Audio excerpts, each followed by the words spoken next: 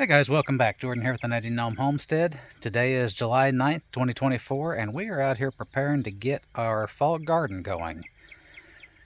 You wouldn't think you're in the middle of summer, you'd be thinking about fall whenever it's 100 degrees and 90% humidity, but you got to do a little bit of planning, and that's what we're doing today. We're going to be up potting some of our tomato starts that we did, some of our sucker cuttings. We're also going to be starting some seeds today, so let me turn you guys around here and I'll show you what we're doing. Okay, so I'm not going to take you guys through the entire process of up potting these. You guys have seen this before. These are some of our tomato cuttings from suckers that we took off of our garden a week ago. And as you guys saw in my video last week, these guys put off roots relatively quickly. I mean, in 1 week, you've got roots that are 3.5 inches long or so, maybe a little longer. This sucker is rooted and ready to up pot. So we're going to go ahead and get that done. We just have our homemade potting mix, which if you guys haven't seen that video of ours, I really suggest you go over there and check it out. We're going to put these in here, add some of our homemade potting mix. Now, one thing to be concerned with, whenever you go from a cutting rooted in water to moving it to soil, there's going to be a little bit of a shock. That's okay if you know how to deal with it. We're going to put these inside of the house. See, there we go.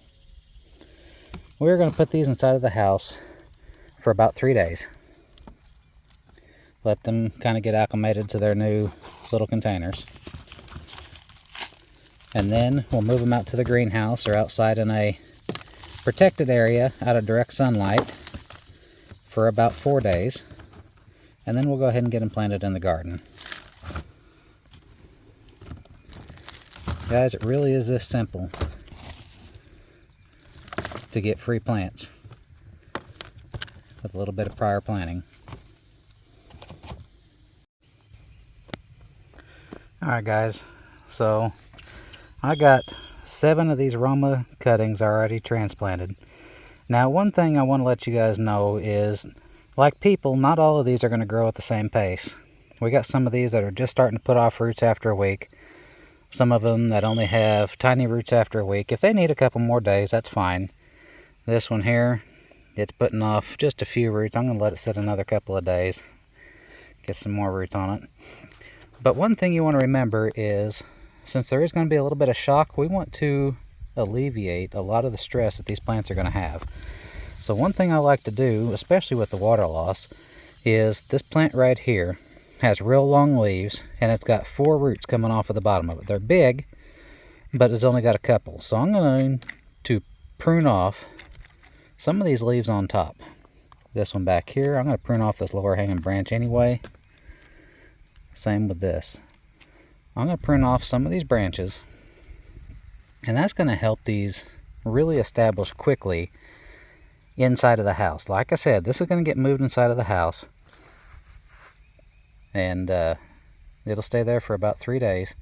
Then we'll move them outside into the protection of the greenhouse for about another 3 or 4 days or so. Then they'll go ahead and get planted in the garden. But I went and cut a couple more, got them put in here. So it's just a continual process, guys. Alright guys, so now that we have that done, we're over here in the garden. Let's talk about some of the things that we can do to get ready for fall planting in preparation for getting a fall garden in. We're in the middle of July 2024. You still got plenty of time to get some crops in, depending on your location. Here in southern Illinois, Zone 7B, we still have about 100 days or so before our first frost. Our first frost isn't until October or something, October 15th, October 17th, somewhere in there. So in theory, we can actually get in another round of potatoes. We can get in at least 2 more rounds of green beans. We can get in some more melons. We can also get in some tomatoes if we take some cuttings. So you guys want to make sure you're planning ahead. Let me turn you guys around here and I'll show you some of my melons. You see those cantaloupe there? One. There's one back there too. These guys are getting pretty good size. That one's probably 10 pounds. That one over there is probably close to that. Maybe a little bit smaller. There's another one back yonder. So our potatoes are just about ready to harvest. And as soon as we get these guys dug, we're going to put in another batch of potatoes. Let me show you our potatoes right now. They're starting to die back. They're going to lay over. Now we also have some potatoes that we planted in tubs. They're right around the 100 to 105 days right now. So we still have plenty of time to grow another batch of potatoes for the fall. We're going to put in some butternut squash. We like to plant some stuff that we can store this time of year. Here in a couple of weeks we'll get our beets started, we'll get our turnips started. Like I said, we'll probably do 2 more rounds of green beans. We still got plenty of time to produce a lot of food. Look at these watermelons.